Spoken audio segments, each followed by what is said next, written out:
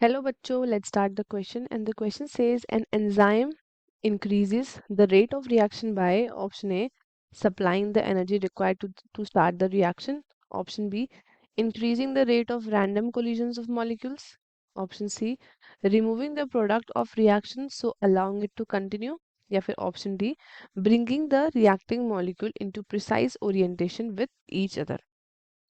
So let's start with our key concept. The key concept of this question is enzymes. तो सबसे पहले हम बात करते हैं एंजाइम्स के बारे में। तो ये एंजाइम्स क्या है? ये है हमारे पास वाटर सॉल्युबल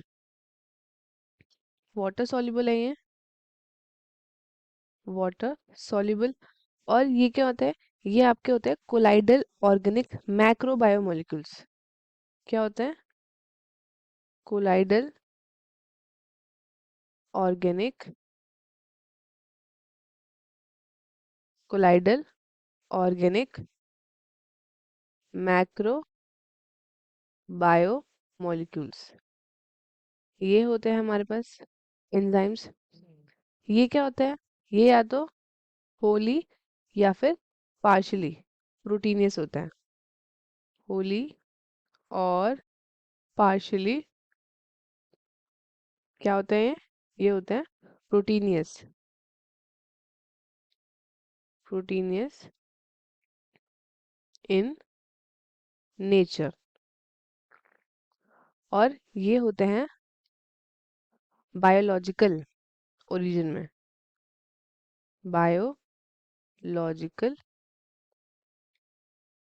इन ओरिजिन, क्योंकि ये हमेशा प्रोड्यूस होते हैं बाय लिविंग सेल्स।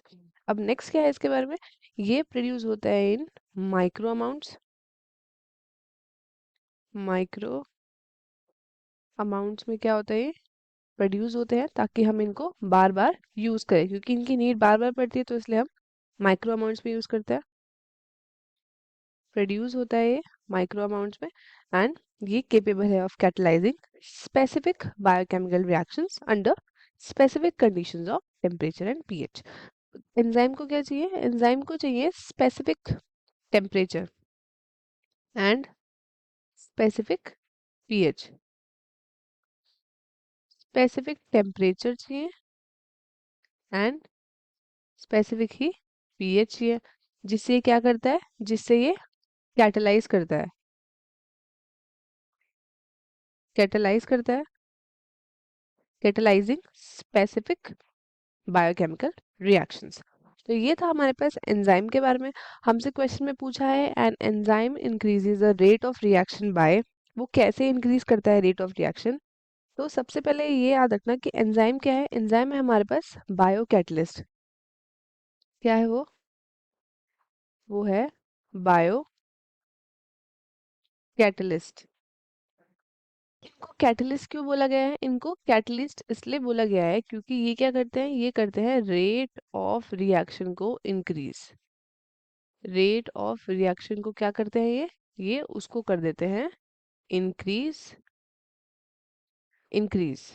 ये ऐसा कैसे करते हैं? ये ऐसा इसलिए करते हैं ताकि ये लोग कर देते हैं किसको? ये लोग कर देते हैं एक्टिवेशन एनर्जी को। एक्टिवेशन एनर्जी को ये क्या करते हैं? ये कर देते हैं लो। अब एक्टिवेशन एनर्जी क्या होता है? तो ये वो मिनिमम अमाउंट ऑफ एनर्जी है। ये क्या है? ये मिनिमम अमाउंट ऑफ एनर्जी है जो कि रिक्वायर्ड होता है सबस्ट्रेट को, required to bring the substrate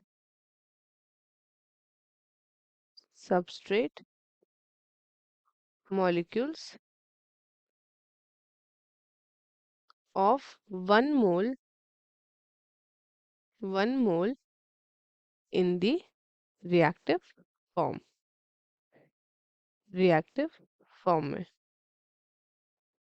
ये बेसिकली क्या है? तो ये वो मिनिमम एनर्जी है जो रिक्वायर्ड है for starting the reaction. Required for starting the reaction. उसको हम बोलते हैं एक्टिवेशन एनर्जी। ये जो एक्टिवेशन एनर्जी लो हुई है वो हमें कैसे देखने को मिलता है? वो हमें तब देखने को मिलता है जब एंजाइम जो है वो सबस्ट्रेट को लाता है इन अ प्रिसाइज ओरिएंटेशन। सबस्ट्रेट को क्या लाता है? In an precise orientation. तो तब क्या होता है? रेट ऑफ रिएक्शन क्या हो जाता है? इंक्रीज हो जाता है। अब हम चलते हैं क्वेश्चन की तरफ। An enzyme increases the rate of reaction by supply the energy required to start the reaction। वो तो एक्टिवेशन एनर्जी को लो कर देता है, तो ये ऑप्शन हमारा क्या होगा? गलत होगा। Increase the rate of random collision of molecules, ये तो नहीं है। Removing the product of the reaction so allowing it to continue, नहीं। ऑप्शन डी है हमारे पास bringing the reacting molecule into precise orientation with each other, ये है हमारा करेक्ट ऑप्शन। तो स्टूडेंट्स, आई होप आपको क्वेश्चन अच्छे से समझ में आया होगा। All the very best and thank you.